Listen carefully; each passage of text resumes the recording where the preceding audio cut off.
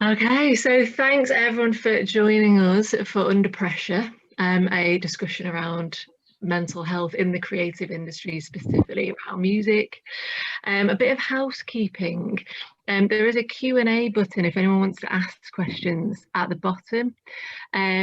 This is being recorded as well.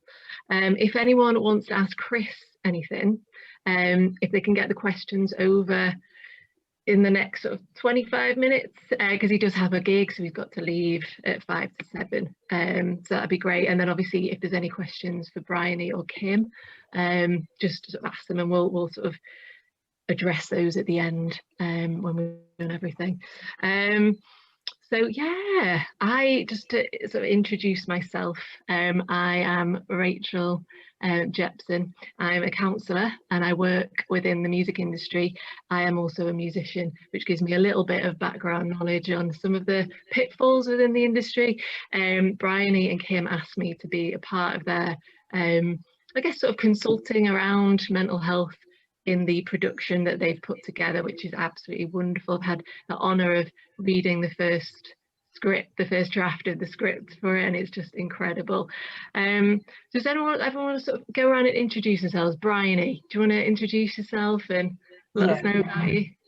Sure. So yeah, I'm co-founder of KimBo Theatre, and I'm also an actor muso. So I grew up in a very musical family, playing guitar and bass. So this project, when we started, it's very close to my heart, and we'll tell you a little bit about the project in a bit. Kim? I am co-founder of KimBo Theatre. I'm co-directing the R&D for Fib. I'm an actor and director, and I've been working with Bry now for nearly 10 years. So this has been great, and this piece is really important to us and special to us. Yeah, brilliant. And we want to thank Chris for coming along. Do you want to say a little bit about yourself, Chris? Yeah, I'm Chris. I'm got a band called Squeeze, and yeah, I'm here to support for as much as I can anyway. Brilliant. Thanks everybody, that's great. Bryony, do you want to tell us why we're all here tonight and what this is all about? Sure. So the piece that we've been R&Ding for the last 2 weeks is a piece of gig theatre about my Uncle Mark's life. He was a musician who was signed with RCA in the 80s, the band called 2am. He had various mental health issues, as a lot of artists do. And we were exploring for the last 2 weeks using his songs, his music, so we have the rights to use those, his story, and a lot of it was looking at a lot of aspects that have actually come up, things that are written about in your book as well, Rachel. So there's like the aspect of kind of that making it, feeling, and how he struggled a little bit with that, the aspects of fame and feeling, you know, that sense of achievement, sense of validation, and also in money problems and all of the things that have come up in your book, but a lot of it around his depression and anxiety, which are very common for artists. So we've been working through that. It is going to open in Liverpool as a show, probably at the end of this year, the beginning of next year, and then probably go on tour. But it is a piece that is essentially about mental health, but set within the 80s. And that's obviously why Chris is a great person to have on board to talk to, because he was living through that as well. And yeah, so that's what the piece is about, really. And it was really important for us as creatives to share the story in the hope that it would help other people, and it would also just open conversation for more people to talk about it. I think it has become better in recent years, people talking about mental health as artists, but trying to encourage people to do it a little bit more. And as part of that, we've also been trying to set up pilot kind of ideas for supporting the mental health of the artists that are actually actor musicians that are actually working with us on the project whilst they're working with us, so that it's not just a piece about mental health, but we're also trying to support the mental health of those artists. And we'll go into more details about that a little bit later, maybe. Do you have, I mean, what's your experiences, Chris, in that sort of the 80s, growing up around that time, and whether you saw any mental health issues within the industry? Well, everybody was mental in those days. So there was lots of bad health from what I remember. You know, my own personal experience was that it was a difficult time because there was a lot of temptations, and the industry was based around alcohol and drugs. A lot of people were partial to that that way of life, I suppose. But you know, the music industry has never been that different from it. I mean, it's cooler these days to go to an AA meeting than it used to be. But you know, it's still, I'm sure it still has on its fringes its darker points. But you know, I think there's a lot of support there for musicians. There's Help Musicians, which is a great charity which I work for. There's Turn Up for Recovery. There's loads of different places that musicians can go to now where they couldn't do in the past, and I think people really knew what to do. Yeah, great. Do you think it's a big difference, Chris, between working back in the 80s and now? Do you feel like there just wasn't anything available then? Who would you have spoken to, or did you just not speak to anybody about it? Well, I don't think I knew that. I didn't know any difference, so I didn't ask. But there were people that were getting the message, but it wasn't me. But you know, it took some time. But you know, I think I was quite heartened by the fact that Universal are now offering to all their staff counselling, which is unreal. So that is the way forward, I think, for people in the music industry to understand the disease that is alcoholism and drug addiction, and how best to deal with it. Definitely. Yeah. So schemes like that from Universal, is that, you think, the way forward? That more of that kind of thing being set up would help?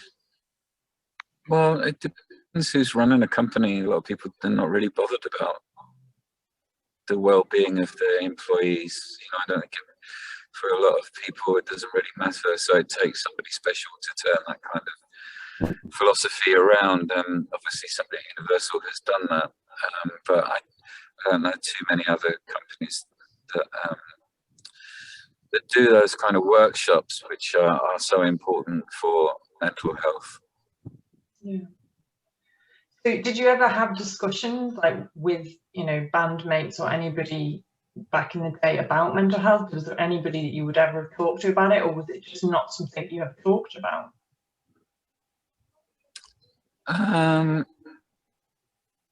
No, because I was in a bubble of using, so I didn't really need to ask anybody. I was enjoying myself, so you know, it wasn't something that I needed to get information on.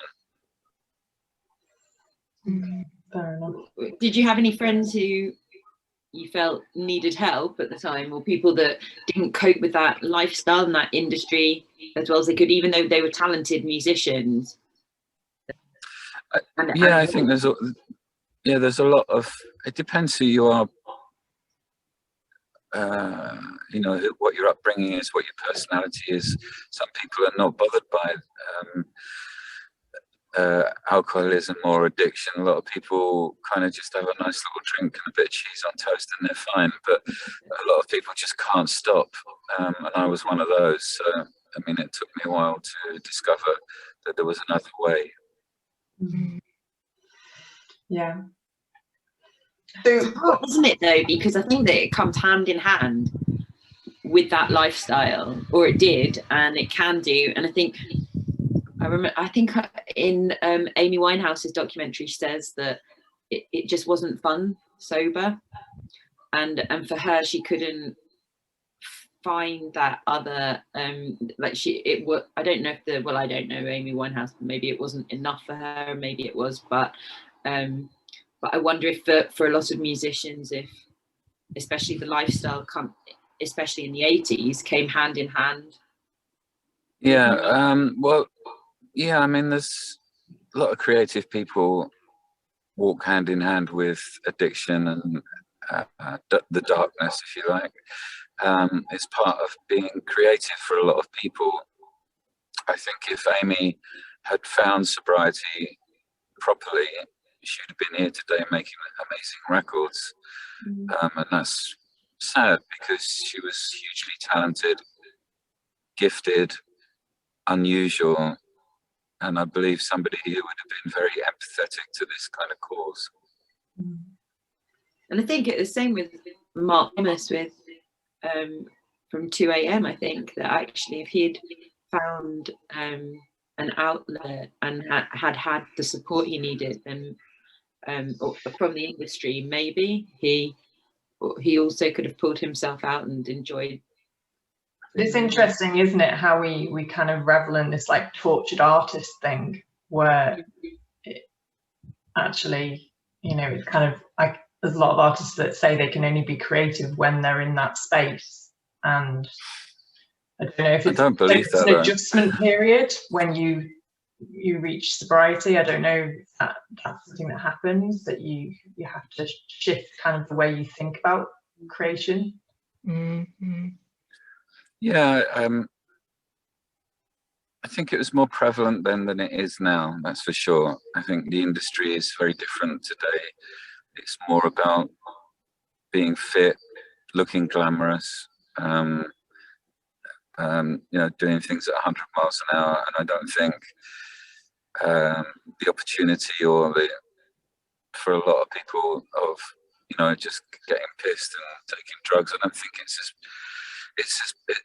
as important to the next generation as it was in mine. Yeah. Thankfully. Yeah. I don't know if it's maybe shifted to other pressures now, but yeah. Yeah, there's a lot of depression, obviously, but that's treated in a different way. Yeah. Yeah. And there's the pressures of sort of social media and things now, isn't there, that possibly weren't around when Mark was around, which is an extra. Yeah. Yeah, I think, especially for people that have been to music school, they're kind of looking for instant success, and then when they don't get it, they get depressed because they think they own that success, and they have to work for it. Mm-hmm. So you know, I'm no expert, but I mean, it just seems like the 80s and now are completely different periods in time. Yeah. I know that I think there's just more stuff out there, isn't there? People talking about what you can do to help your mental health as well. Like, it's easy to just go on, you know, and find out about not drinking and getting plenty of exercise and those things that just, you know, like in the 40s, 50s, people smoked and thought that was good for their health, and like, you know, these things just shift, and I guess it's shifted to people understanding it more. Yeah, there's much more knowledge now, which is great. Yeah, that's Chris, you know, in that sort of, you were just talking about social media and you know, people sort of expect, I guess, to be successful. And do you feel that with Squeeze you took your time to get to know each other and sort of find and sort of write those bad songs first, and then, like, does it take time? Do people kind of expect success too quickly, do you think? Today they do, yeah. I don't think it was like that when I started out. We just took our time and developed over a period of years. So, and we're still developing. We still don't really know what we're doing, but we're still developing musically, and I think that's important. But yeah, I think today it's more about instant gratification. It's TikTok, it's Instagram, it's Zoom. Yeah. I have to say, I shouldn't be saying this on one of these, but I've had enough of Zoom. I'm not very good at social media anyway, but all of this. Yeah. I find it really quite I'm not sure it's great for mental health. That kind of, and now I think you wrote something actually, Rachel, about it, but basically just taking myself away from it for a couple of days can really help. Just going, no, I'm not looking at it. I'm not, or weeks at a time even, can really help. Absolutely, yeah, definitely. What do you do now to keep mentally well, Chris? Are the things tactics that you have to keep yourself? Oh, just dropped the phone. Sorry. What do? I don't know. I don't live in the past or the future. I kind of live in the present moment if I can, and try not to be affected by what's going on. And just try and be optimistic about what there is to be given in life. You know, I think it's very, very fortunate. I'm very fortunate. Yeah, I find it quite difficult to live in the present. How do you do that? I try not to plan anything further than I can see, and I try not to feel angry about any mistake. I kind of own my mistakes and learn from them, or at least that's what I hope. So, you know, I've got lots of things coming up in the future. I understand what they are, but I just don't get too attached to them until they happen. Yeah.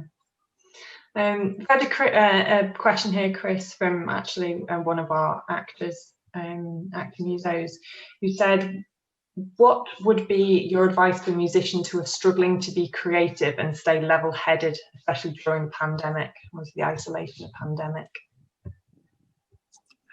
I think just to give yourself a timetable every day of what to do. You know, walk, write, eat cheese on toast, and walk and write. You know, just try and keep it simple. Keep it simple and do what you can do best, and not over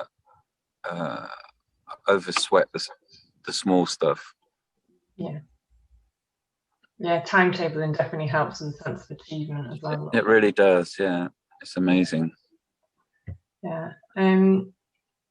And did you find that you managed to resolve a lot of your problems yourself? That's another question. Or did you speak to someone to help in the end? I've always had somebody to speak to. That's very important. And I've always shared my feelings with people that I trust.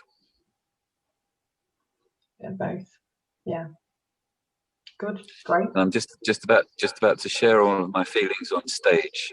Yeah. And I wish you were all here to witness what I'm going to do, because I haven't got a clue. I'm just going to have to get up and see what happens. It'll be great. Oh, Great. Lovely. Lovely. Yeah, lovely. It's great when you think about the idea that somebody that you just presume is going to be ridiculously confident, like, is about to go on stage and go, I've got no idea what I'm going to do, and quite clearly has that anxiety still of, yeah. Who knows? Yeah. That's And great. what a wonderful thing, you know, after the 18 months we've had, to just have a gig. I mean, that concept is just wonderful, isn't it? Absolutely brilliant.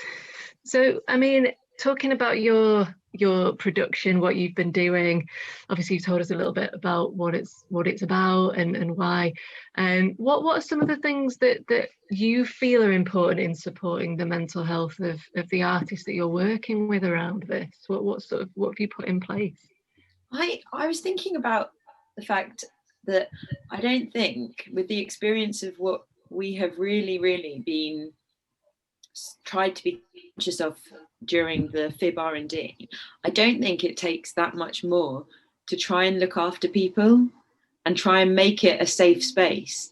And actually, I don't think that companies making sure that they are putting things in place, like people to talk to and open safe spaces to feel open to speak. I don't think it takes any more effort, and if anything, it makes the people that you're working with feel much safer, and you yourself, and you get much better work, because it's a space where you don't have fear in the same way. And I think for us, we were really clear from the very beginning, things like access riders and making sure that before we even had creatives in a space with us, that they had shared with us and us as well, any things that they were bringing into that space that they were anxious about, and so that we had an awareness of that and we could support them in that. And I think that was really useful.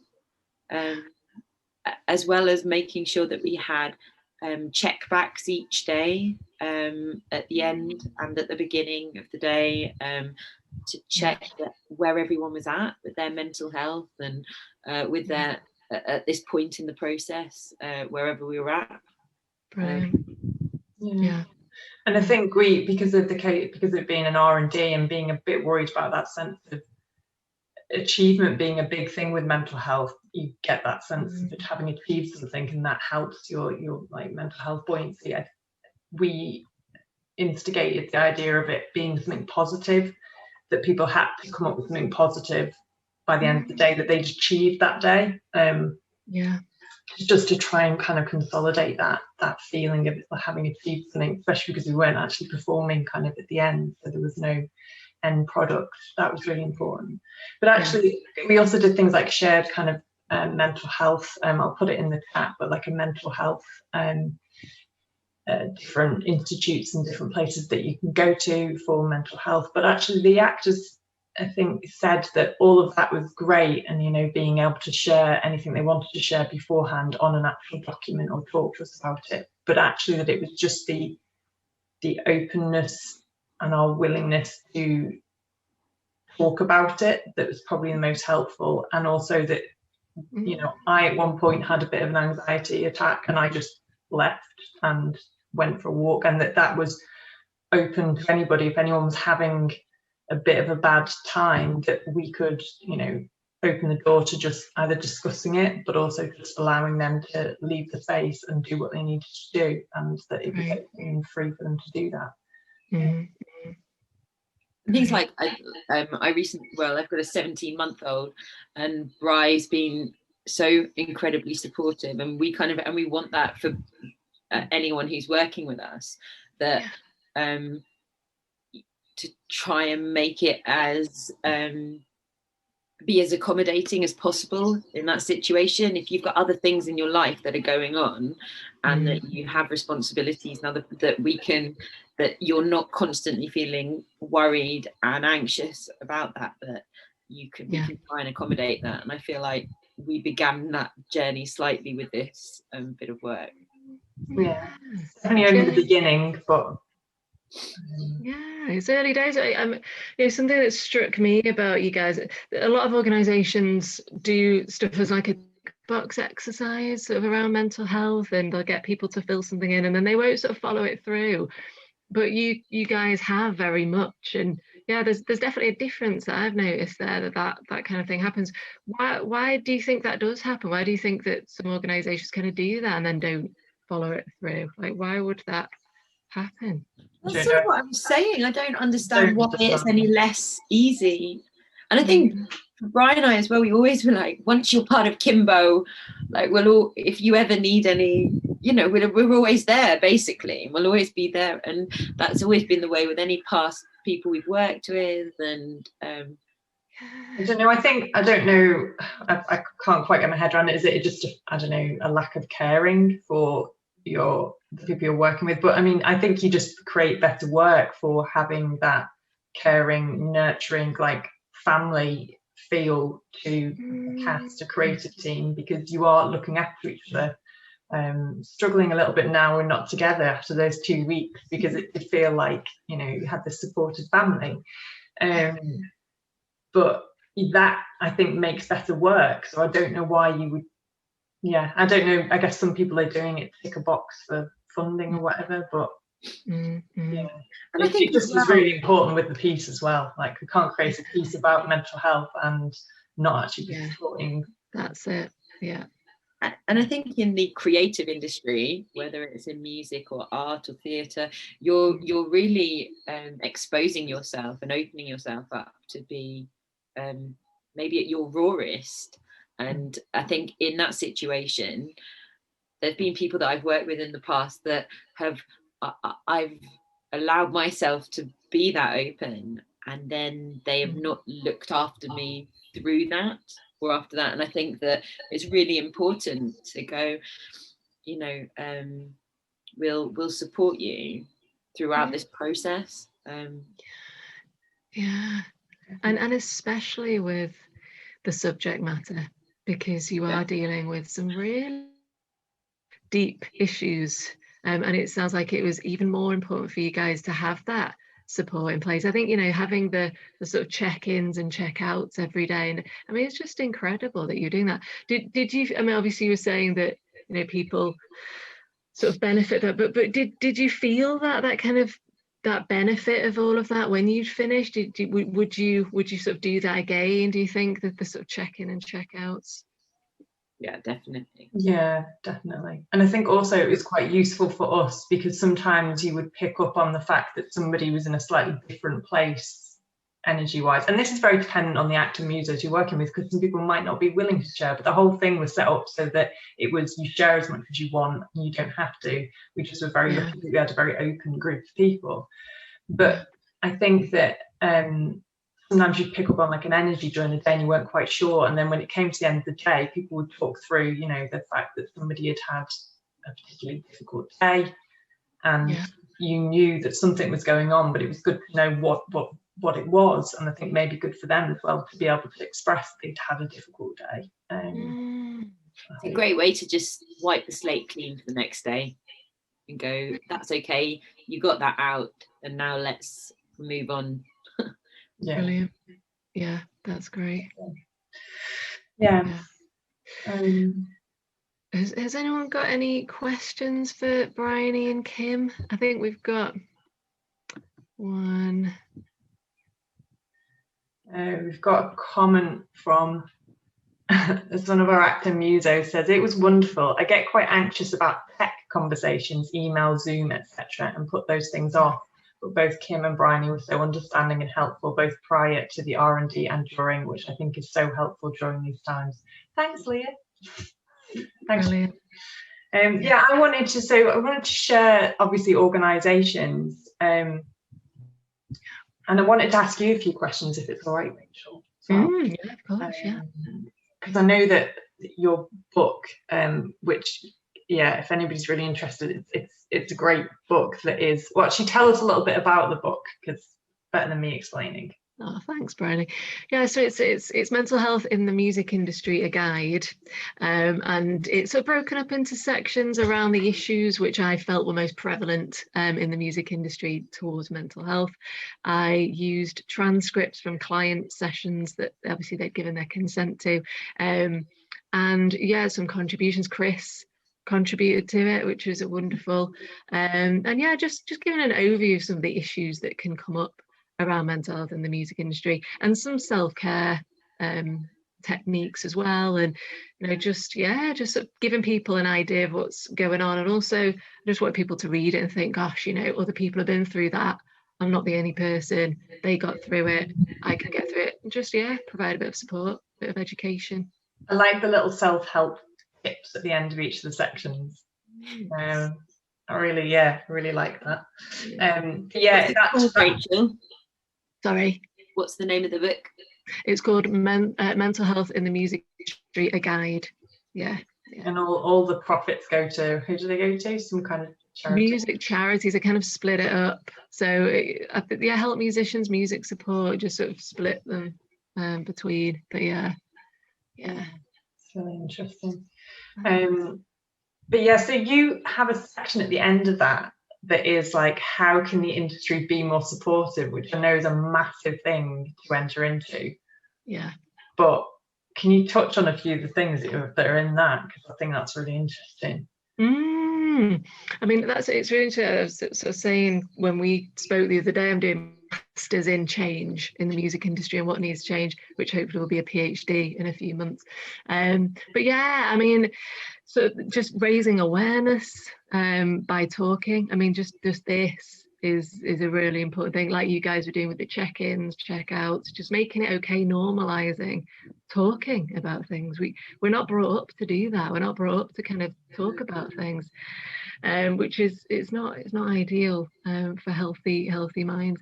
I mean, I think what Chris just said about Universal having therapists on, you know, a retainer and just giving people therapists is just absolutely incredible. That's the kind of thing I was talking about in that section, that, you know, there does need to be mental health support on tour, you know, wherever, recording studios. There just needs to be that we're signposting you to this person, we're listening. Management and labels and, you know, whoever it is, orchestra, the conductors, and they don't need to be able to be counsellors. They just need to be able to say, okay, I hear you, let's do something about this. You know, we understand where you're coming from. We can't personally help, but here's some people that can. You know, just that kindness would go a long way. So yeah, that for me is a big one. Yeah, I think what you're saying is, yeah, it's what we were hoping maybe when we move forward with this, that we would have you on retainer to talk to our active musos, so that we would have that kind of, yeah, that's kind of the next step for us, is the hope that we could do that. Yeah. Right, we've got a couple of questions. We've got one from Amy, who's a new director, and she says, hi guys, as a new director, what are the best ways I can encourage a positive sharing experience of mental health in the rehearsal room, and to make sure that the cast and crew are getting the appropriate care they need? Yeah, well, I think giving people the chance to fill out access riders, so sending them a document beforehand that gives them the opportunity, and they don't have to, but it's there as an opportunity for them to share any kind of mental health issues that they wish to share. I mean, that doesn't even need to be mental health. That can be down to, you know, like, I need to eat every hour because I have a dietary issue, but mental health things can go on there as well.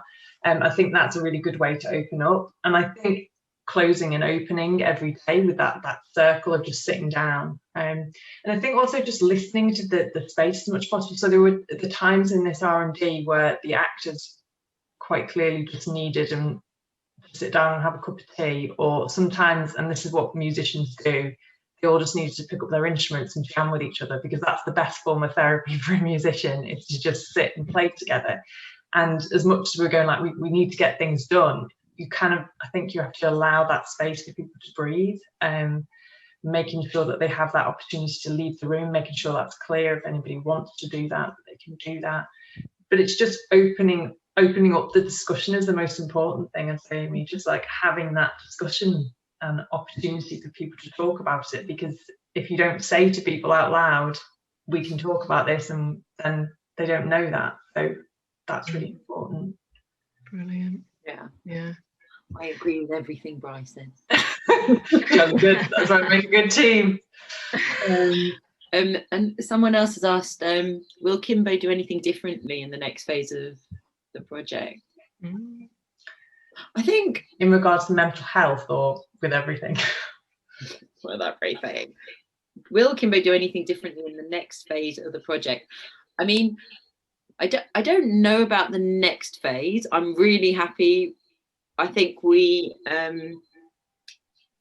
achieved so much of what we wanted to, and probably a lot more.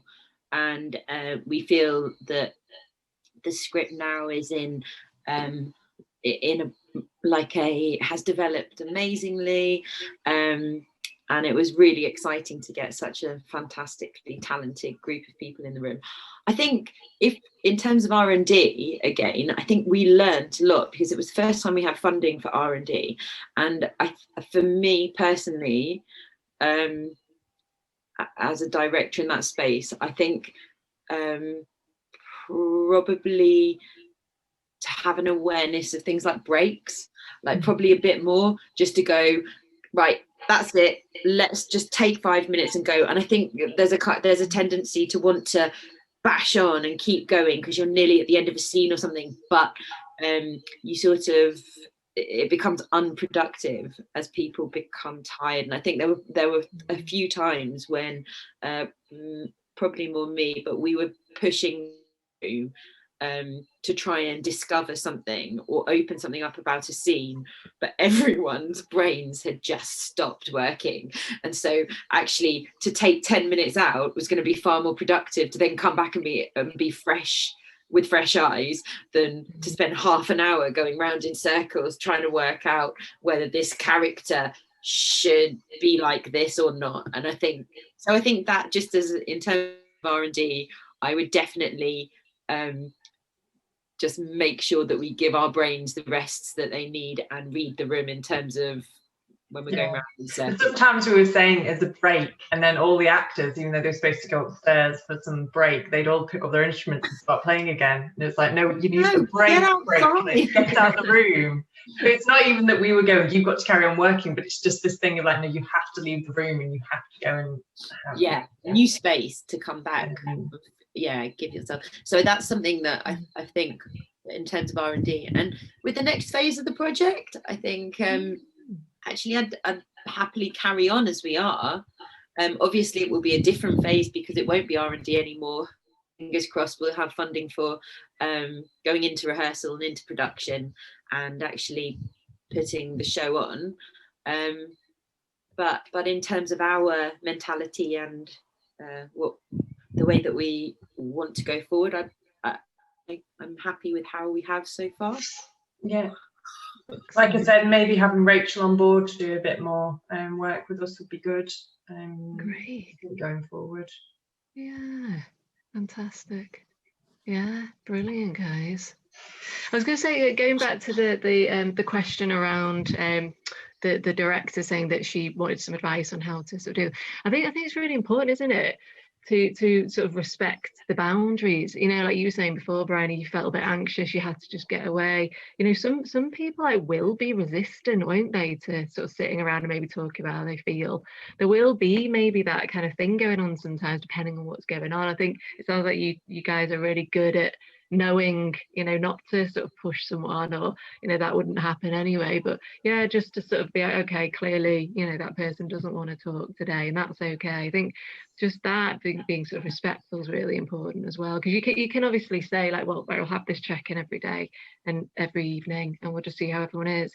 But yeah, some people might be, and that in itself is something, isn't it? You know, if someone doesn't want to talk, there may be something going on that you can kind of pick on individually and try to take them aside and ask them. So yeah, there's a lot of really important stuff in when somebody doesn't want to talk or kind of share anything, and it's all okay. Maybe as well, it's now and again, if I think we were very lucky with an incredibly supportive group of people in the room who were fantastically supportive creatives and human beings, but actually I think it's making sure that the people who are leading that room, so the director or the people whose company it is, allow a space that they're quite happy to talk on their own to people, or even after the day's work, they can give us a call or an email if there was something that they were worried about, concerned about. I would just say that there's got to be a little bit of a boundary where if it's something that somebody really needs a professional, to you pass them on to a professional as well. But and also because we're obviously not, and we're not, you know, it's a piece of theatre, we're not counsellors, so that's why Rachel's with us. Yeah, exactly. We'll just get them to phone Rachel. But yeah, I think that there has to be a line and a limit, but as much as we can in a working sense, then we try and support as best we can. Great. Yeah, because the subject matter, you know, it will undoubtedly and understandably stir up things for people. So yeah, it's important to remember that, isn't it? I think we've got another question there. Yeah. Did you find people more willing to talk as the R&D time passed? Yeah, I think so. I think naturally, as you become comfortable with one another, you get to know one another. Probably there was more of an openness in the room. It's quite funny because it was almost like, I think by the end when people were sitting down and doing it, there was kind of like, you know, wry smiles on their faces. It was almost like, oh, here we go, we're going to do this. But actually that didn't mean that they weren't sharing. They were actually maybe sharing more, but it was just like it's that time of the afternoon, we're going to sit and share. Wow. But no, I think they did. And I think there were a couple of times where I could tell that someone just didn't really want to talk. They just had a bad day. And it's like you say, it's just not forcing that. Yeah, great. That's a great question. Whether there was a difference at the start to the end in terms of people sharing, and yeah, that's great. And that's the thing about it. I think it's also just not pushing it too hard. Like, you kind of support, like provide a network, hopefully, and then could be counterproductive. Yeah, brilliant. Yeah. I mean, we're sort of coming to the end. Has anyone got any more questions? Maybe sort of a couple more questions before we stop. If not, that's fine. I wanted to sort of ask guys. I mean, this may be too soon to know, but when this is done and you have kind of done this and you're sort of performing it and it's all out there, are there other ideas for things that you want to do in the future? Are you going to do stuff around music and mental health, as a sort of a theme in your work, or is that not something that you've thought about yet? I think the one thing we'll definitely take forward, as we said before, is the way of working. I think that we'd like to have that awareness and hopefully keep the connections within the mental health world to be able to support people that work with us. But I think each project that we work on is a kind of separate entity in itself. So I don't know, Brian, I haven't spoken about that, but I don't think it necessarily is something that we would be focusing on for every.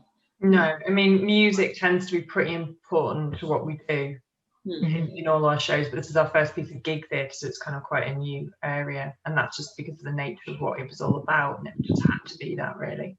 I don't know. It just feels so far like it's a pretty exciting way to go. So who knows? It's incredible. It really is. Well done, guys. Seriously, it's great. I think there's one more question that's come up there. Let's have a look. Great question. Yeah, what are your thoughts on mental health support for audiences after seeing something that could possibly be triggering for them in the theatre? I think this play particularly, there's lots of triggers, and there should be. I think that we'd have to make sure that people were fully informed before they went in to watch this story.